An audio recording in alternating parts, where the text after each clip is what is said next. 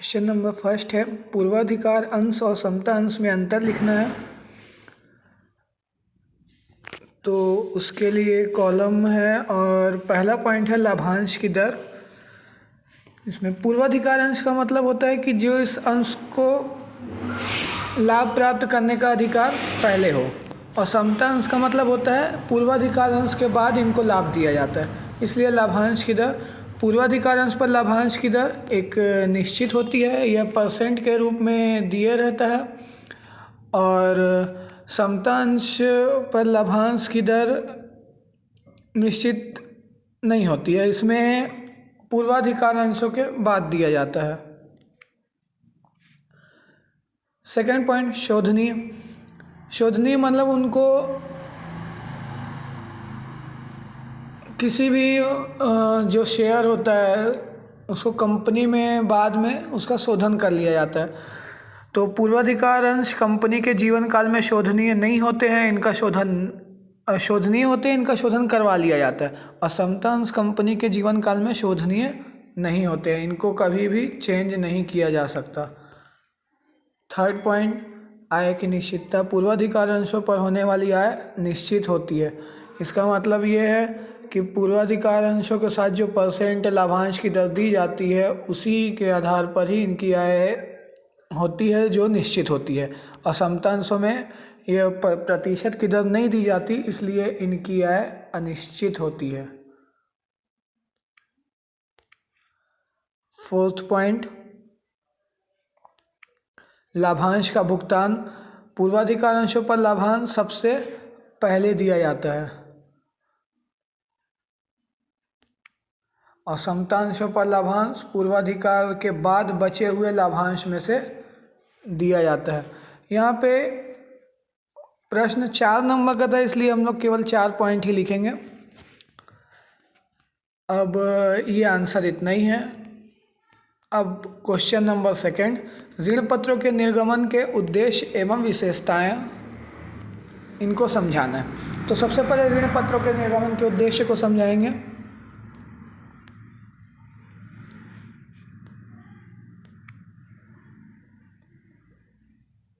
इसके लिए संयंत्र, पहला पॉइंट है संयंत्र के आधुनिकीकरण के व्यय की पूर्ति करने के लिए। इसका मतलब है ऋण पत्रों का निर्गमन, जो भी आधुनिक संयंत्र, मशीन या कुछ भी आधुनिक वस्तुएं हैं उनके तीव्र आधुनिकीकरण मतलब उनका तीव्र विकास करने में जो भी व्यय होते हैं उनकी पूर्ति करने के उद्देश्य से ऋण पत्रों का निर्गमन किया जाता है। सेकंड पॉइंट, कार्यशील पूंजी की आवश्यकता की पूर्ति हेतु ऋण पत्रों का निर्गमन कंपनी की कार्यशील पूंजी, इसको कार्यशील पूंजी को दीर्घकालीन पूंजी भी कह सकते हैं, क्योंकि इसी पूंजी का मतलब जो कार्यशील पूंजी रहती है वो लंबे समय तक ही रहती है, की आवश्यकताओं की पूर्ति करने के लिए किया जाता है। ऋण पत्र के निर्गमन की विशेषता, फर्स्ट पॉइंट है निश्चित अवधि।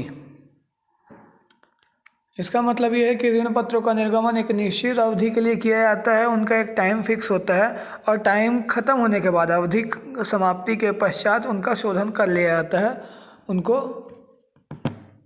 पेमेंट कर दिया जाता है। सेकंड पॉइंट है कंपनी द्वारा निर्गमित। कंपनी द्वारा निर्गमित ऋण पत्र का निर्गमन कंपनी द्वारा लिए गए ऋण का प्रमाण होता है जो ऋणदाता को दिया जाता है। इसका मतलब है कि ऋण पत्र जो होता है वो लोन लेने का एक प्रूफ होता है। जो ऋणदाता, जो ऋण जिससे हम लोग लेते हैं, कंपनी ऋण लेती है, उसको प्रूफ के तौर पे ऋण पत्र दिया जाता है।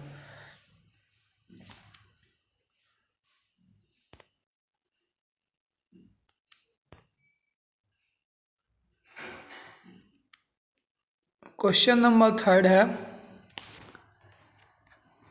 न्यूमेरिकल क्वेश्चन है। इसमें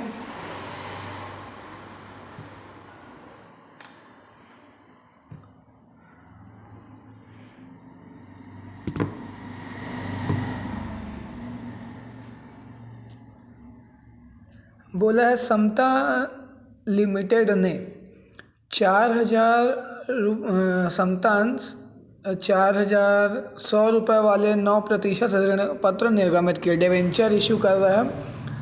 आवेदन पर 10 रुपये, आवंटन पर 30 रुपये तथा याचना पर 60 रुपये प्रति ऋण पत्र की दर से राशि मंगाई गई।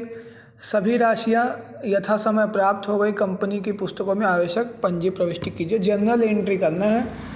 शेयर इशू डिवेंचर इशू किया है, 9% डिवेंचर है और जिसमें 3 बार में पैसा मंगाया। पहला है एप्लीकेशन में, सेकंड है अलॉटमेंट में और थर्ड है फर्स्ट एंड फाइनल कॉल में।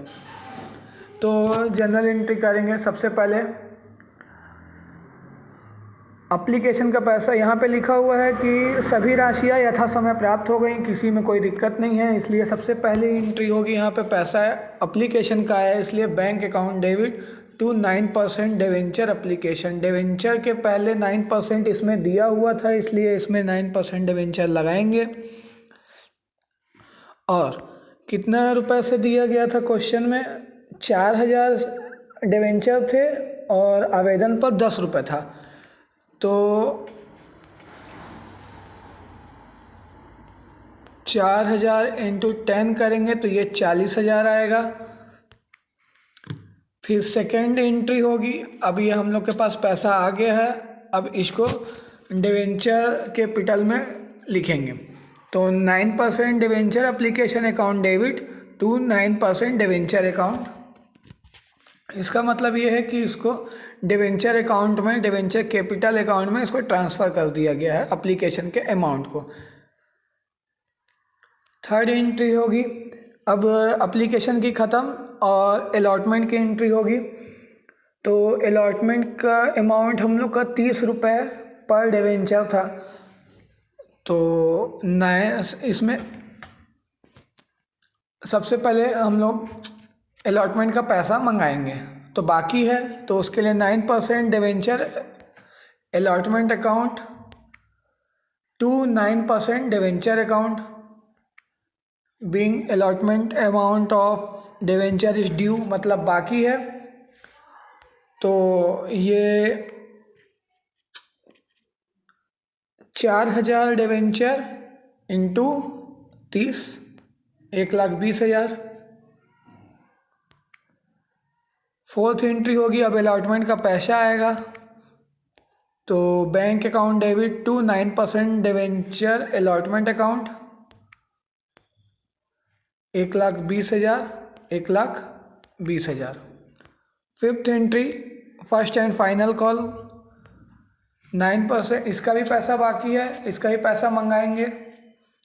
9% debenture first and final call account debit to 9% debenture account being amount of first and final call is due, मतलब बाकी है ये, इसको पैसा मंगाए हम लोग। तो 4,000 और 60 रुपये था, तो 4,000 इंटू 60 करेंगे तो 2,40,000 आ जाएगा। अब इसका पैसा हम लोग को मिलेगा, तो जनरल एंट्री होगी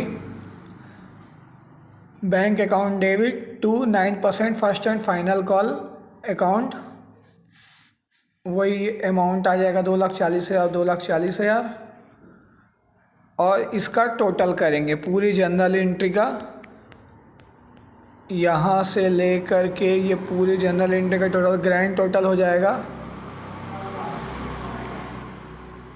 8 लाख 8 लाख। यही इसका आंसर है, यही जनरल एंट्री करने के लिए इसमें बोला गया था।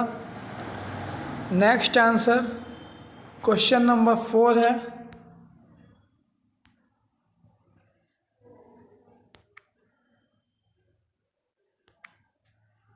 क्वेश्चन नंबर 4 बोला है बी लिमिटेड ने 10 रुपये वाले 10,000 समतांश 2 रुपये प्रति अंश प्रीमियम भी है पर निर्गमित किए राशि इस प्रकार मांगी गई।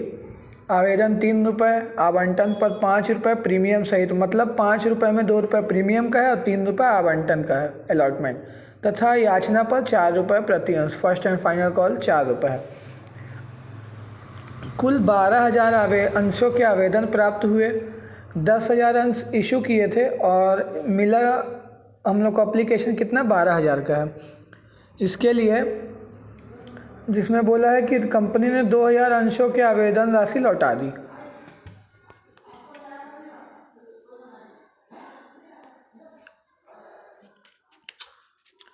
और बाकी जो शेष राशि थी वो समय पर प्राप्त हो गई है। जनरल एंट्री करना है तो सबसे पहले इक्विटी शेयर का पैसा आया है, तो सबसे पहले एंट्री करेंगे bank account debit to share equity share application account, और इसका अमाउंट जो होगा जितना हम लोग को पैसा मिला है, तो 12,000 शेयर का पैसा हम लोग को मिला था। कितने के रेट से? आवेदन है 3 रुपये, तो 12 तिया 36,000 हो गया।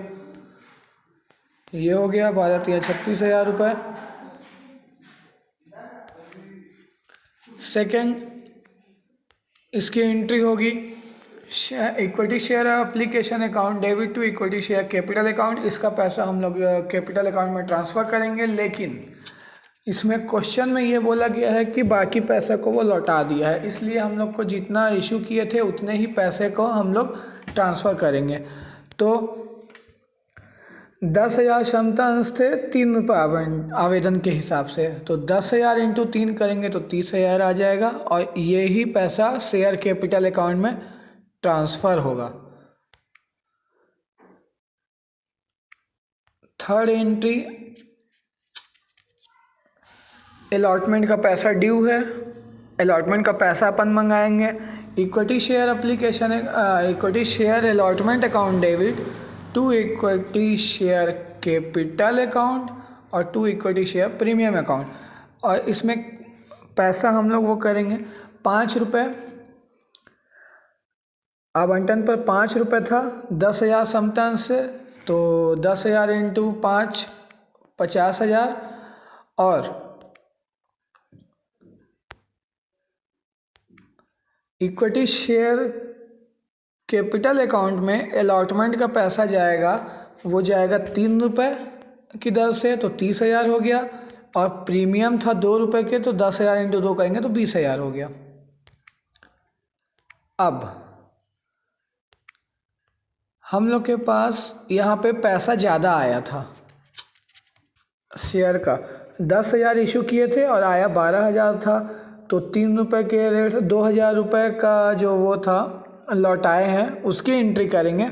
उसी पैसों को हम लोग वापस कर देंगे, कितने के? 3 रुपये के रेट से, तो 2,000 इंटू 3 6,000 रुपये का शेयर हम लोग वापस करेंगे। तो equity share application account debit to bank account 6,000 इसको हम लोग, ये वाली एंट्री को हम लोग थर्ड नंबर में भी कर सकते थे, ये वाली एंट्री नीचे हो जाती, लेकिन दोनों का मतलब वही है, इसलिए पहले अलॉटमेंट का पैसा मंगाएंगे। अगर एडजस्टमेंट होता तो अलॉटमेंट में एडजस्ट करते, फिर पैसा को वापस करते, इसलिए ये पैसा को हम लोग बाद में वापस करेंगे अलॉटमेंट की एंट्री करने के बाद, इसलिए यहाँ पे हमने बाद में एंट्री किया। अब अलॉटमेंट का पैसा आएगा bank account debit to equity share allotment account और इक्विटी शेयर प्रीमियम अकाउंट। यहाँ पे 30,000 रुपये अलॉटमेंट में गया और प्रीमियम का 20,000 रुपये, टोटल हो गया 50,000 रुपये। 6th नंबर की जनरल एंट्री होगी, फाइनल कॉल के लिए अपन जो पैसा ड्यू है उसके लिए कॉल करेंगे। तो equity share first and final call account debit to equity share capital account. 10,000 समता अंश थे 4 रुपये प्रति अंश की दर से, तो 10,000 इंटू 4 करेंगे तो 40,000 ये हो गया। अब इसके बाद last entry bank account debit, इसका पैसा आएगा bank account debit to equity share first and final call account being equity share first and final call money received 40,000। अब इस पूरी जनरल एंट्री का हम लोग टोटल करेंगे 36,000, 30,000, 50,000, 6,000, 50, 40 और 40,000, तो ये हो जाएगा टोटल 2,52,000। ये इसका आंसर है।